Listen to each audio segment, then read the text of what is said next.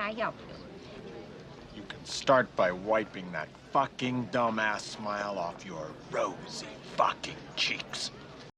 Nobody seems to care about the customer anymore. I had an interesting customer service experience today, and it got me thinking just about customer service in general across all kinds of industries. You see that sign? No shirt, no shoes, no ties.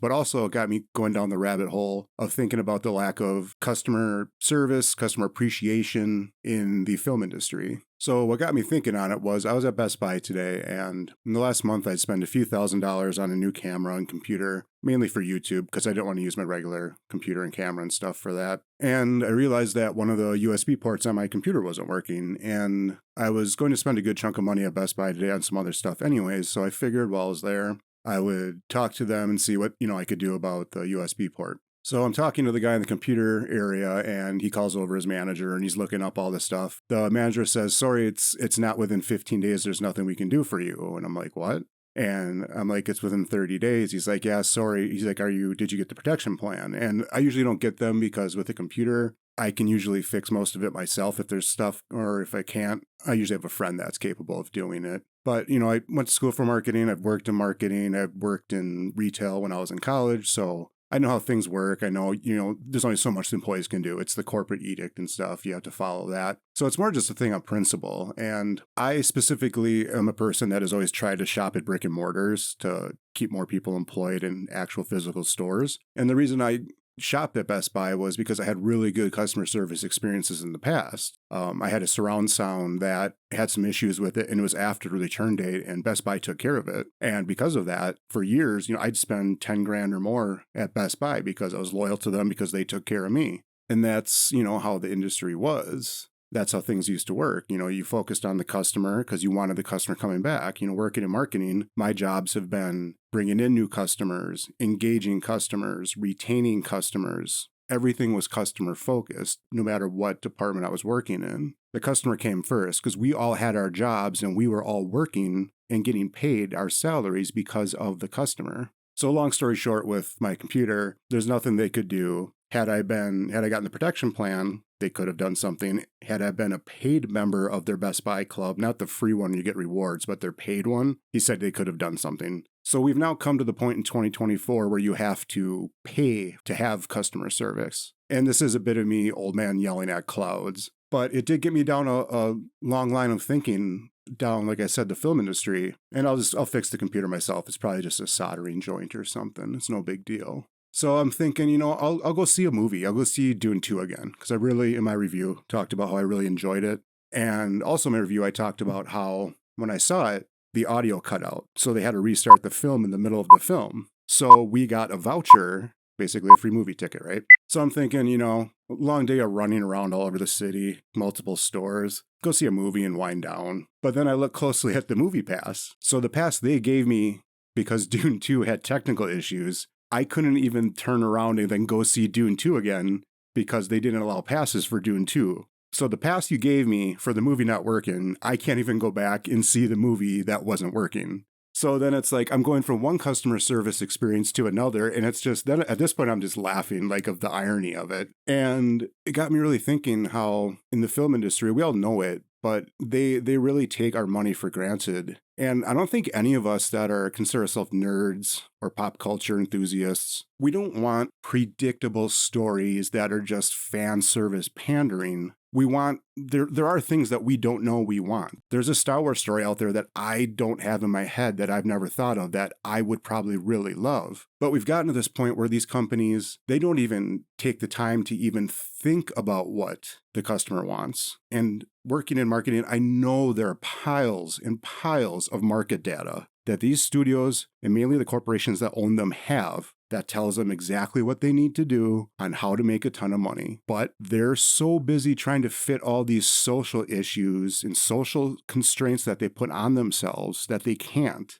And movies like Barbie and Oppenheimer and Dune and Godzilla Minus One, they show that when you give a good movie that cares about the customer and thinks, the main thing is thinking about the customer, we will gladly hand over our money. You don't have to cater to us, but think about us. And when it comes to superhero movies, I know Marvel skipped ahead because, one, the newer Marvel stuff is more socially compatible and congruous with what they are trying to do. But there's also part of it that those characters, Disney owns them. They don't have to fight with older creators and their characters. But for someone that's worked in marketing, it's so frustrating, and is a huge comic book fan. I mean, I got a pile of long boxes sitting here, like Gary at Neurotic always says, show me your long boxes. Disney and Warner with Marvel and DC have decades of market research of stories that worked and stories that didn't. Now, a lot of those older ones, maybe they won't work in modern times, but you can at least look and see what stories sold and which ones didn't. And it's like they just keep trying to beat their head against a wall,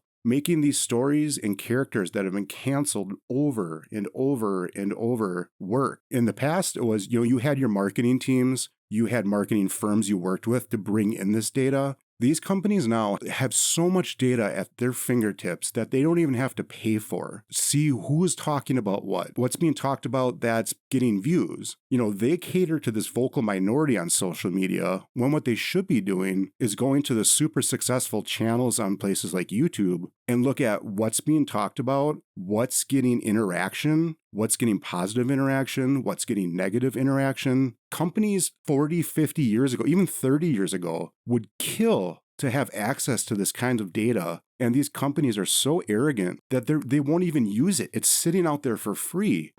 Use my knowledge, I beg you.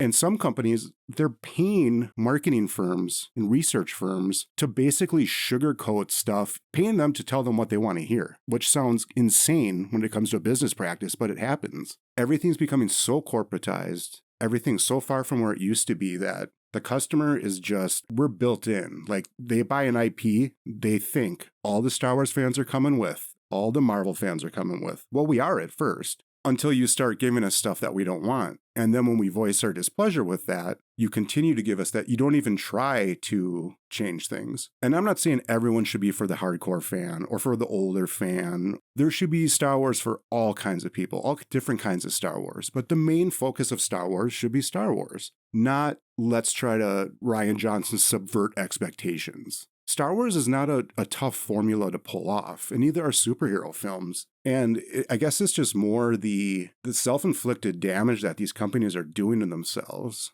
It boggles my mind that they have all this data, all this information, and it's clear as day what they need to do to make a ton of money, and they're choosing not to. What are you people? On dope? And the ironic thing is, if they would, with their main projects, do the simplistic formula that everybody likes, you will rake in tons of money. The phases 1 through 3 of the MCU showed that. And when you're doing that, you can do your smaller side projects. You can do an Ironheart, because you don't have to make a bunch of money on Ironheart when you're making $1 billion on, say, a proper X-Men movie. And it shows the disconnect. It shows how these are really just properties. And these corporations are trying to run them the same way they run the manufacturing of their other products. They're trying to sell you Star Wars the same way they sell you soap, and it just doesn't work. And so I don't know if we're going to have a return to these studios being sold off and being more controlled by creatives as opposed to people that are just trying to make it cookie cutter. But it reminds me of management courses and marketing courses. There's a famous story, and I should remember, but it's been 20 years or so. It's been 84 years. About customer service, and I'll end on this. I think it was either Nordstrom's or Bloomingdale's. It was one of the big department stores, and they had a returns, no questions asked policy. And it might have even been a professor that tested it. And you bought a $200 cashmere sweater, you don't have the receipt. They would give you the $200 back, no questions asked. So someone took a set of used tires and brought it to this department store. Nowadays, they would be probably escorted off by security or police. But what the store manager did was he asked for a bit of time, and he called around to tire stores. He got the average price of what those tires would cost new, and he refunded the cost of the tires to that person. And that made national news. So for the cost of a set of tires, Bloomingdale's or Nordstrom's, whichever one it was, got this huge, massive, national, positive word of mouth that got everybody talking about how great their customer service is. And the amount of money that brought in from that one act, from that cost of tires, back then it was probably like $100 for the set of tires, brought in thousands and thousands and thousands of dollars because they took care of a customer, because you never know who the customer is. And it just shows that customer service is so overlooked now, but it's still so important.